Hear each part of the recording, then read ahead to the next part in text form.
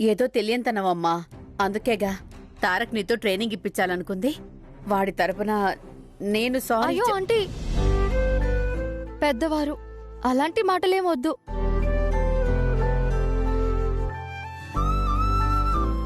నాన్న శేఖర్, అమ్మా నువ్వేదైనా చెప్పు, నేనైతే ఈ బుల్లెమ్మ దగ్గర ఏది నేర్చుకోను.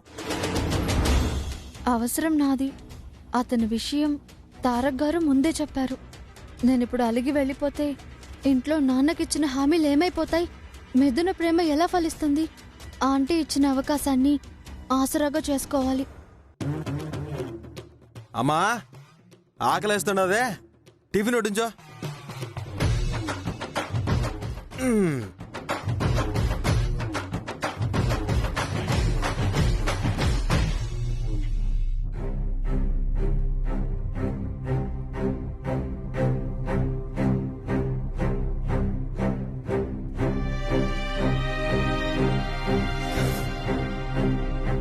ఇతనేంటి ఇలా నేల మీద కూర్చున్నాడు? ఇంత నేలబారు మనిషిని తారక్ గారి లెవెల్కి మార్చడం నా వల్ల అయ్యే పనేనా? అమ్మా వైష్ణవి, హా? ఏంటమ్మా వైష్ణవి ఆలోచిస్తున్నావు? ఆహా, అబే ఏం లేదండి. లేకపోవడం ఏంటమ్మా? వీడికి ట్రైనింగ్ ఇవ్వడానికి వచ్చిందానివి, వాడలా నేల మీద కూర్చుంటే ఏదో ఒకటి ఆలోచించకుండా ఎలా ఉంటావమ్మా? మేమెంతమంది ఎలా చెప్పినా నేల తల్లి అమ్మ ఒడి లాంటిది, నేనిక్కడే తింటాను అంటాడు. నేనన్నదేమన్నా అబద్ధమా? నిజమే కదా. 14 ఏళ్లు పల్లెలో గడిపొచ్చాడమ్మా. ఇప్పుడు మార్పు కావాలరా అంటే కుదరదు అంటాడు. మహారాజులా తిరిగొస్తాడు అనుకుంటే మట్టి మనిషిలా వచ్చాడు. ఇక్కడి పద్ధతులు మార్చాలని వీళ్ళన్నయ్య ఆలోచన. వాడిలా చూడాలని ఈ తల్లి ఆరాటం. మా ఆవేదన, తల్లి బాధ వీడర్థం చేసుకోడు. ఏంది నానమ్మ మారేదే? నా అలవాట్లు నాయే. ఏంట్రా అలవాటు? చైర్మన్ చైర్లో కూర్చుని వ్యాపారం నడపవలసిన వాడివి, వ్యవహారాలు చక్కదిద్దాల్సిన వాడివి. ఇలా పనివాళ్లాగా నేల మీద కూర్చుంటే నిన్నెవరు గౌరవిస్తారు? నీ మాట ఎవరు వింటారు? నీకు ఎవరు విలువిస్తారు? అయినా దానికి దీనికి సంబంధం ఏంది నానమ్మా? ఎంత ఎదిగినా అన్నం పెట్టే భూమాతని మాత్రం మర్చిపోకూడదు. ఇదమ్మా వీడి వరస. ఇప్పుడు మీ అబ్బాయి టేబుల్ ముందు కూర్చుని తినాలి, అంతే కదా? అంతే కదా అంటున్నావు. అదంత తేలిక కాదమ్మా. నా ఉద్యోగమే ఆయన్ని మార్చడం. నాకు వదిలేయండి. ఏంటి బుల్లెమ్మా ఉద్యోగం అది ఇది అంటుండవు? నేను ఆ బల్ల మీద కూర్చోవడం కుదరదు కాక కుదరదు.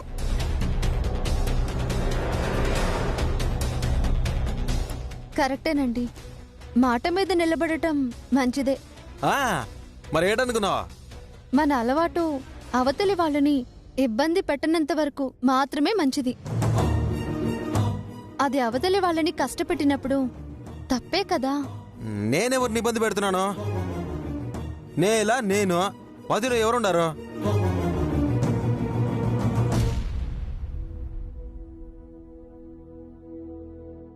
మిమ్మల్ని ప్రేమించే మనుషులున్నారు.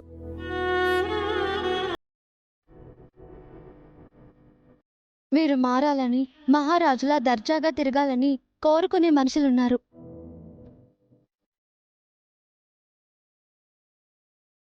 మీ ప్రవర్తన వాళ్ళని బాధ పెట్టినప్పుడు ఆ బాధ ఇబ్బందే కదా. అది మీ వల్లే కదా. ఒక్కసారి మీ అమ్మని, నాన్నమ్మని చూడండి.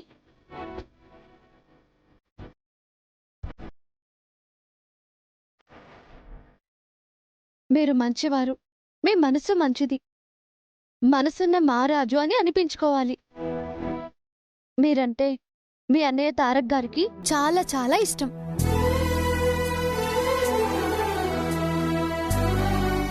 ఆ ఇష్టమే మీ గురించి ఆలోచించింది. ఆయన మనసు మీరు కష్టపెట్టకూడదు కదా.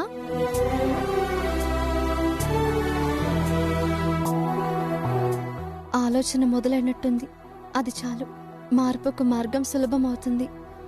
ఆ, నువ్వేదో మెలిక మాటలు మాట్లాడుతున్నావు బులేమా. అయినా నువ్వు ఇట్లా తిరగాసు పెట్టబాకో. మెలికేం లేదు శేఖర్ గారు, ఆలోచించమంటున్నాను. ఇందులో తిరకాసే ఉంది.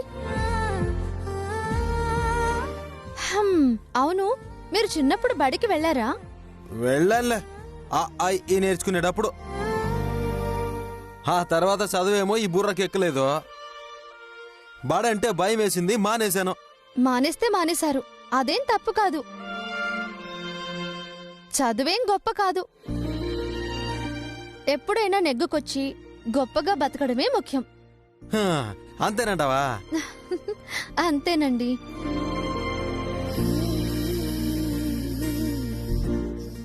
సరే కాని, మీరు బడికి వెళ్ళినప్పుడు మీకు పాఠాలు ఎవరు చెప్పారు? బాలేదానే బులేమా, పాఠాలు ఇంకెవరు చెప్తారో? పంతులు గారే కదా మనకు చెప్పేది. ఆయన మీ పక్కనే మీతో పాటే కూర్చుని చెప్పేవారా? ఓర్నే, అట్ట ఇట్ట చెప్తారు. సారు కుర్చీలో, పిల్లకాయలంతా నేల మీద కూర్చునే వాళ్ళు. అట ఎట్టా? ఆ?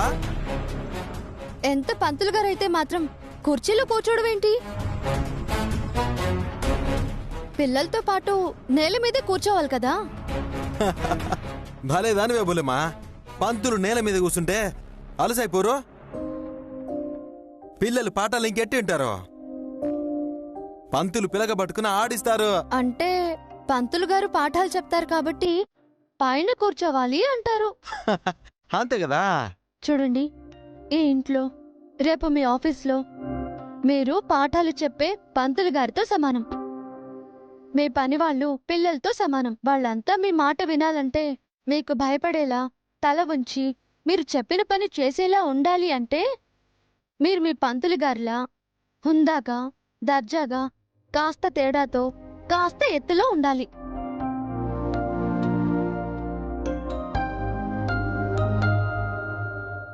అప్పుడే వాళ్ళు మిమ్మల్ని గౌరవిస్తారు. వాళ్ళ పక్కన వాళ్ళలా ఉంటే మీరు అలసైపోతారు. మీరంటే అస్సలు లెక్క చేయరు. అప్పుడు మీ అమ్మగారు, మీ అన్నయ్య గారు, నాన్నమ్మ గారు అందరూ బాధపడతారు. పని వాళ్ళు మిమ్మల్ని చేతకాని వాడిలా చూస్తారు. వార్నే, ఈ నేల మీద కూర్చుంటే అంతుందా? ఇంకా చాలా ఉంది. అవును, మీరు ఊళ్ళో ఎప్పుడైనా సినిమాకి వెళ్ళారా? బోల్డ్ అన్ని సార్లు పోయాను బులేమా, చాలా సినిమాలు కూడా చూశాను. అది కూడా కుర్చీ టికెట్లో. అదేంటి, మీకు నేల ఇష్టం కదా? నేల టికెట్ కు మా పాలేరులు పోయేవాళ్ళు. మేం పట్టెళ్ళాం కదా, కుర్చీ టికెట్కే వెళ్ళేవాళ్ళం. ఇక్కడ మీరు పటేలు, అక్కడ పాలేరులు ఎలాగో ఇక్కడ పనివాళ్ళు అలాగే. మీరు ఆ తేడా చూపించకపోతే వాళ్ళు మీ చెవులకి తాటాకులు కడతారు. పక్కకి వెళ్ళి మా ఓనర్ గారు నేల మనిషని చెప్పుకొని నవ్వుకుంటారు.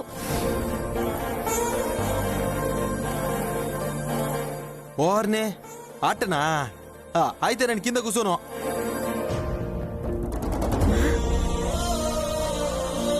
చూడండి, మీ అమ్మ నానమ్మ ఎంత సంతోషంగా చూస్తున్నారో. మనం ఏ పని చేసినా ఇలా అందరూ సంతోషపడేలా చేయాలి. రండి, వచ్చి బల్ల ముందు కూర్చుని తినండి. అట్టగే.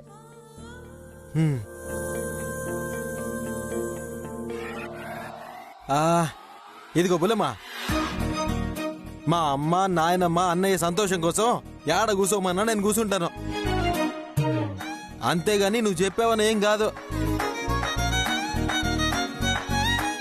నా కోసం మీరేం చేయొద్దు, ఏదైనా వాళ్ళ కోసం చేస్తే చాలు.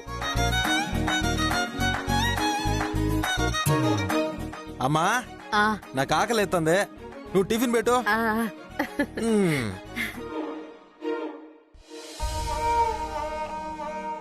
ఏదైనా చెప్పే పద్ధతిలో చెప్పాలని ఈ అమ్మాయిని చూస్తే తెలిసింది.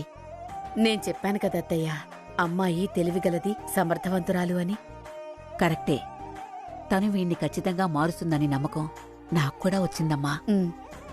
అమ్మా వైష్ణవి, రామ్మా నువ్వు టిఫిన్ చేద్దు గాని. లేదాంటీ, నేను తినొచ్చాను. ఇదిగో బుల్లెమ్మా, నీకు నాకు పడకపోవచ్చుగానే తిండి దగ్గర మోమాట ఉండకూడదు. రా వచ్చి కూర్చుని టిఫిన్ చేయి. ఆ, మ్హూ. అరే రమ్మంటే రావేంద్రా, వచ్చి కూర్చో. అదే అమ్మా పొట్టించో. ఈ మనిషిలో మార్పు వచ్చేసరికి నా బాడీ నిండా ఫ్రాక్చర్స్ అనిపిస్తుంది.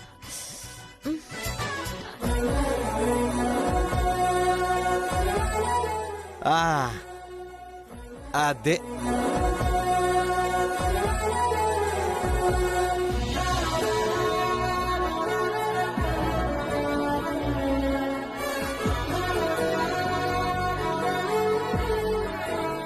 లేక ఈగుడు జోడు చక్కగా ఉంది.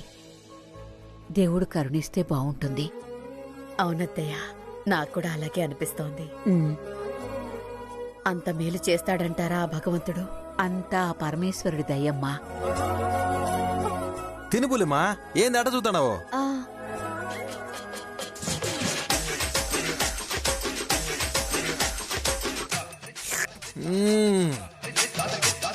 బాగుందమ్మా.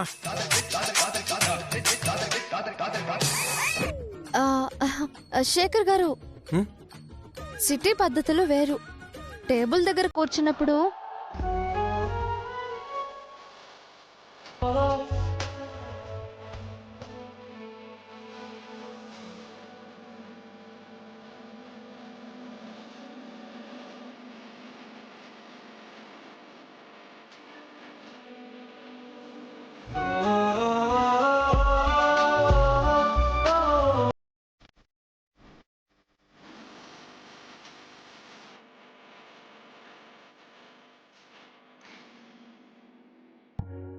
పత్తిని పీచులు పీచులుగా పీకాలి.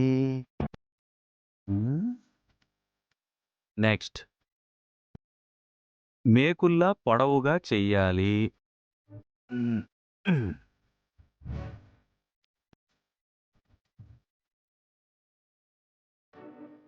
ఆ. ఇప్పుడు వీటిని రాట్నం తిప్పుతూ దారం చెయ్యాలి. అంతే, దారం వచ్చేస్తుంది. దాని తర్వాత చేతి మగ్గానికి అల్లితే చెరక అటు ఇటు అటు ఇటు ఆడిస్తే చీరే. చెంగావి రంగు చీర కట్టుకున్న చిన్నది, దాని జిమ్మదియా, దాని జిమ్మదియా. నేత నేయాలి, చీర చెయ్యాలి, నా ప్రతిభ చాటాలి, రేఖకు బహుమతిగా ఇవ్వాలి, శ్రీమతికి బహుమతి.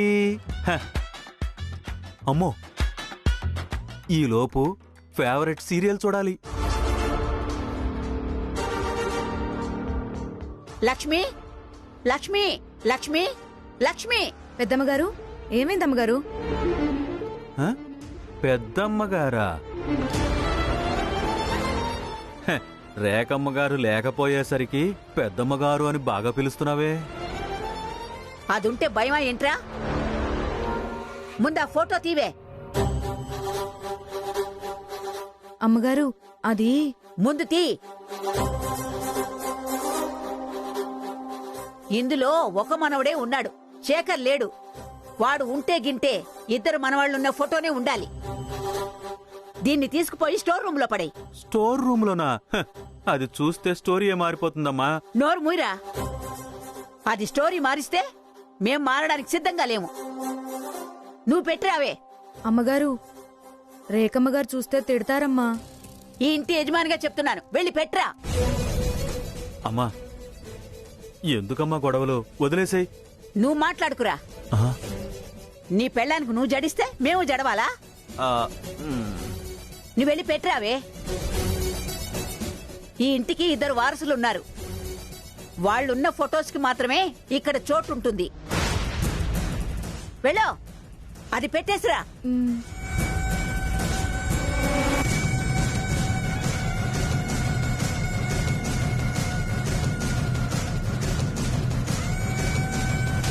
స్టోర్ రూమ్ లో పడే.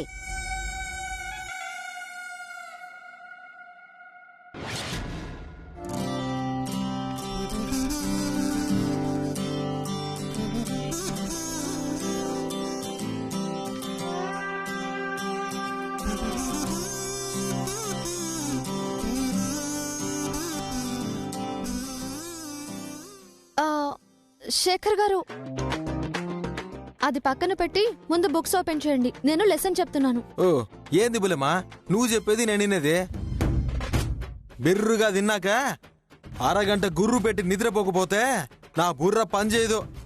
అవేం కుదరదు. ముందు బుక్స్ ఓపెన్ చేయండి. ఇదిగో బుల్లెమ్మా, ఇట నువ్వు ఖచ్చితంగా చెప్తే చిన్నప్పుడు బడికి మానేసినట్టు ఇప్పుడు నీ పాఠాలు వినడం కూడా మానేస్తాను.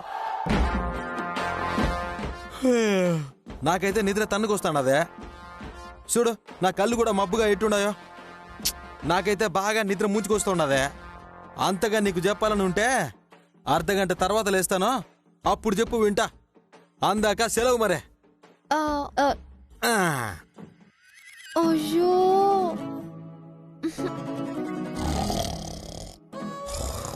ఇలా గురుకలు తీస్తే ఎలా? చెప్తే ఈ మనిషి వినేలా లేడు. చెప్దామంటే తారక్ గారు లేరు. రోజు నేను వచ్చేసరికి వాళ్ళు వెళ్ళిపోతున్నారు.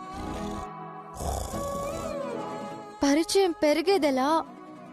మిథున సంగతి చెప్పేదెలా? ఇలా అయితే వచ్చిన పని ఏం కావాలి? ఇచ్చిన మాట ఏం కావాలి? అటు నాన్న గడువు, ఇటు మిథున ఆరాటం.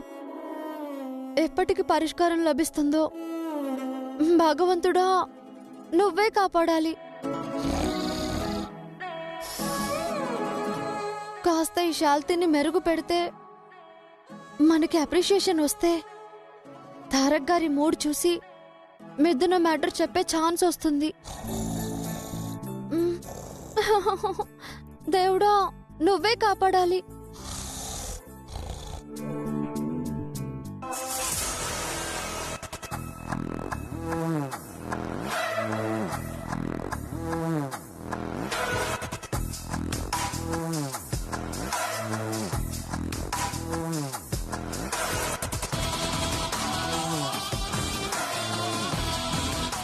షో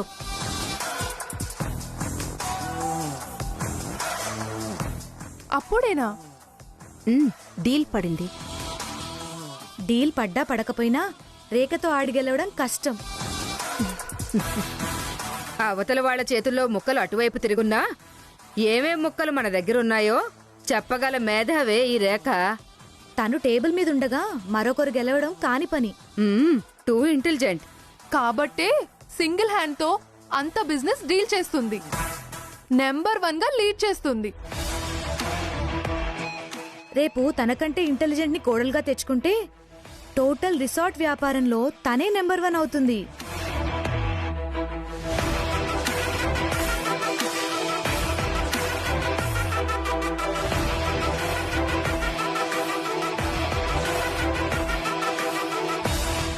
నీ కూతుర్ని రేఖ కోడల్ని చేవే సరోజా.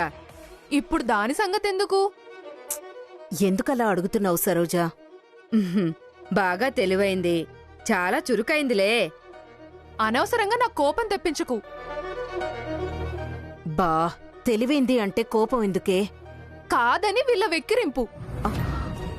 వెక్కిరింపా? ఆ దీని కూతురులాగా పగలు క్లబ్బుల్లో రాత్రులు పబ్బులకి తిరిగేది కాదు నా కూతురు. లేకపోతే నీ కూతుర్లాగా పాత చింతకాయ పచ్చడిలాగా దద్దమ్మలాగా ఉండాలంటావా? నా కూతురు గురించి ఇంకొక్క మాట అంటే బాగుండదు. ఏంటే ఎందుకంత సీరియస్ అవుతావు? లేకపోతే ఏంటే, దాని సంగతి ఎందుకిప్పుడు? ఎప్పుడు దాన్ని దెప్పి పడవడమే. అసలు మ్యాటర్ ఏంటి? ఏం లేదు రేఖ, సరోజ కూడా నీలాగే బిజినెస్ లో బిజీగా ఉండే మనిషి. వీళ్ళ ఆయన ఆల్మోస్ట్ ఇంటి పట్టునే ఉంటాడు. ఎప్పుడు పూజలు పునస్కారాలు, భక్తి పొంగవుడు. దేని కూతురు ఆయన పెంపకంలోనే పెరిగింది. అయితే మొన్నీ మధ్య డిగ్రీ కూడా పాస్ అయింది. అది కూడా కంపార్ట్మెంట్ లో. ఎలాగోలా పాస్ అయింది కదా, నీకెందుకు? కాస్త నిదానం మంచిలే రేఖ. మామూలు నిదానం కాదు. అవును, నిదానమే. అయితే ఏంటి? మీ కూతుర్లు మీకు గొప్ప అయితే నా కూతురు నాకు గొప్ప. అది మీ కూతుర్లలాగా ఏ మార్చడం తెలియని పిల్ల. బుద్ధిగా ఒద్దికగా ఉంటుంది. భయభక్తులతో పెద్దల పట్ల గౌరవంగా ఉంటుంది. ఎదిరించి మాట్లాడడం రాదని అలుసా? నా ఇష్టం అనడం రాదని వెక్కిరింపా? నా కూతురికేంటే బంగారం. ఈ కాలంలో భూతద్దం పెట్టి వెతికినా నా కూతురు లాంటి అమ్మాయి దొరకదు. సరే, ఇప్పుడు ఏమైంది? వదిలేయండి. మనలో మనం ఇలా అనుకోవడమేంటి? అదన్నట్టు ఎవరి పిల్లలు వాళ్ళకెక్కువ. సరే కూర్చో, ఇంకొక రౌండ్ కలుపు. సారీ, నేను క్విట్. ఏ సరోజ, సరోజ, పాపం బాగా హర్ట్ అయినట్టుంది. అలా అంటే హర్ట్ అవరా? దీని కూతురులాగా పగలు క్లబ్బుల్లో రాత్రుళ్ళు పబ్బులకి తిరిగేది కాదు నా కూతురు. అది మీ కూతుర్లలాగా ఏ మార్చడం తెలియని పిల్ల. మొన్నీ మధ్య డిగ్రీ కూడా పాస్ అయింది. అది కూడా కంపార్ట్మెంట్ లో.